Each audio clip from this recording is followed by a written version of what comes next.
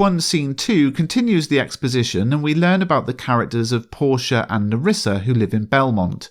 As we've seen, Venice represents business. In contrast, Belmont is a setting for marriage decisions. In this scene, the audience learns Portia's unhappy about her father's will, in which she must marry the man who chooses the correct casket or box. One is made of gold, one silver, and one lead. Shakespeare presents the caskets as a plot device to drive future scenes in which the suitors will attempt to guess the correct one. Portia has a maid called Nerissa, who is also her confidant. She is not impressed with any of her suitors. She remembers Bassanio and likes him, and at the end of the scene her suitors will leave, but another, the Prince of Morocco, will be arriving soon. In the analysis of Act 1 Scene 1, we explored the use of blank verse, that's iambic pentameter that does not rhyme. Iambic pentameter has lines of 10 syllables with alternating unstressed and stressed syllables. As expected, Antonio and his peers speak in blank verse, which is typically used by upper-class characters and the nobility. In contrast, prose is ordinary written language, and Shakespeare commonly gives prose to characters of low social status. It might therefore be surprising that in Act 1 Scene 2, Portia, a wealthy heiress and high social status character, speaks in prose rather than the expected blank verse, and this is because prose is also the language of comedy, and when she makes fun of her suitors, it's revealed as a comic scene which relieves some of the tension from the seriousness of Act 1 Scene 1. The audience has just learnt that Bassanio is going to try to borrow money and Antonio will guarantee the loan. Just as something important is revealed, the focus of the drama moves to a different setting and different characters, and this alternating structure is one of Shakespeare's devices to keep the audience engaged and to heighten the tension in the play. It's found throughout the text, often at moments of great tension. Shakespeare deliberately juxtaposes the sadness of Antonio with the sadness of Portia in the opening lines of the first two scenes. Antonio in Act 1 Scene 1 states, "In sooth I know not why I am so sad." Portia's first line in Act 1 Scene 2 echoes this when she says, "By my troth, Nerissa, my little body is aweary of this great world." However, Portia's sadness is outwardly much more justified than that of the enigmatic Antonio. Portia reveals she has no choice over the man she must marry, and the audience wants to know more. Shakespeare presents Portia as a strong, witty character, and Act 1 Scene 2 is filled with her wordplay and humour. Shakespeare plays up to Elizabethan ideas about people from other cultures.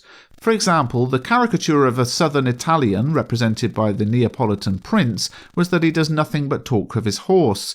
Portia then jokes, "I am much afeard his mother played false with the smith." The joke is that the prince talks so much about horses that he's probably the illegitimate son of a blacksmith, an iron worker whose job includes shoeing horses. In this scene, Portia's quick thinking foreshadows the later court scene when she will verbally battle with Shylock. The suitors who come from all over the world parallel the international community of Venice. The caskets provide an equal opportunity between the noblemen. However, it's clear from Portia's remarks about her suitors that she would rather marry someone like Bassanio, a man who, as a Venetian, shares her culture. Even after his death, Portia's father, through his will, exerts control over how she will meet her future husband. Portia reveals that she has no choice over the man she must marry. Her future husband must choose the correct casket out of 3, one of gold, one of silver, and one of lead. Far from accepting this without question, we see the first glimpse of Portia's independent spirit when in Act 1 Scene 2 she expresses her frustration to her maid Nerissa. "O me, the word choose, I may neither choose whom I would nor refuse whom I dislike, so is the will of a living daughter curbed by the will of a dead father." Because Portia undoubtedly comes from a rich family, an Elizabethan audience would expect her to be the subject of an arranged marriage. However, the manner of Portia's marriage being dictated by her father's will would have been regarded as shocking. Many arranged marriages were for reasons of property and family alliance. If a girl's family had money and a boy's family had land, both sets of parents might want to link the families by marriage in order to have both money and land. Each set of parents would have made a lot of effort to find out as much as possible about the potential life partner of their child because they would have wanted the marriages to be successful. The idea of advertising a daughter as the wife of anyone who chooses the correct casket would have been outrageous. No parent would throw a daughter away on a complete stranger.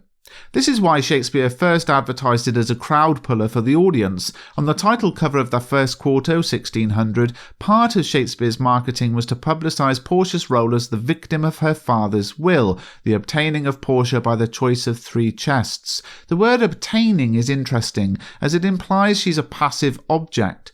We know that Portia's future is dictated by the terms and conditions of her father's will. She has no say in the matter, she's simply the winning prize in a lottery. We have seen that Portia's not happy with the terms and conditions of her father's will. Shakespeare also establishes Portia as independently minded when she mocks her suitors. She's so unhappy about her father's decree, and so we might wonder why she does not ignore it. It's important to understand the historical context here. In Shakespeare's time, women belonged to their fathers and then their husbands when they married.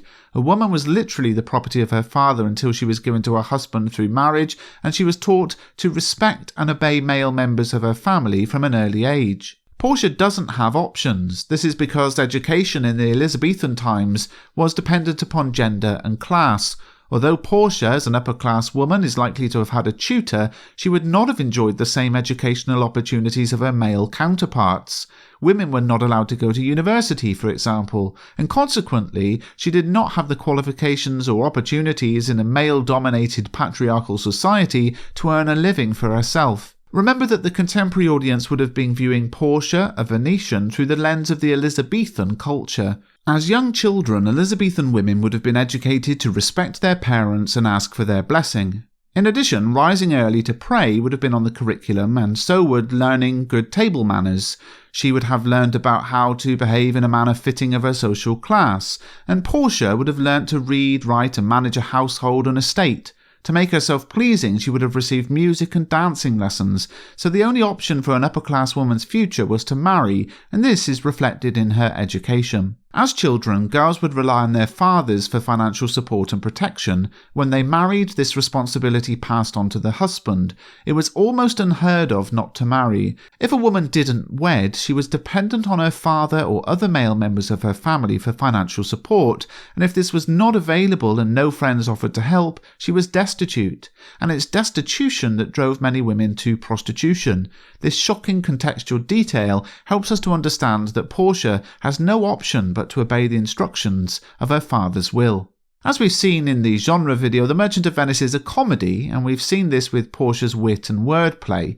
In comedies, at least one couple will marry after overcoming an obstacle, in this case the obstacle of the father's will. It's therefore important that Shakespeare points the way to the happy ending, and this is indicated when Portia and Nerissa talk about Bassanio, referred to by Portia as worthy of thy praise. Interestingly, she remembers his name. This moment hints to the audience that there will be, as is required in a comedy, a happy ending to look forward to. If you found this video useful, please do give it a thumbs up and subscribe to the channel. Everything in this video can be found in the second edition of Mr. Bruff's Guide to the Merchant of Venice, which I co-wrote with Kerry Lewis, so pick up a copy through following the links in the description. It contains the complete original text, a line-by-line translation into modern English, and detailed analysis, so there will always be more in the book than you'll find in the video series, so do pick up a copy.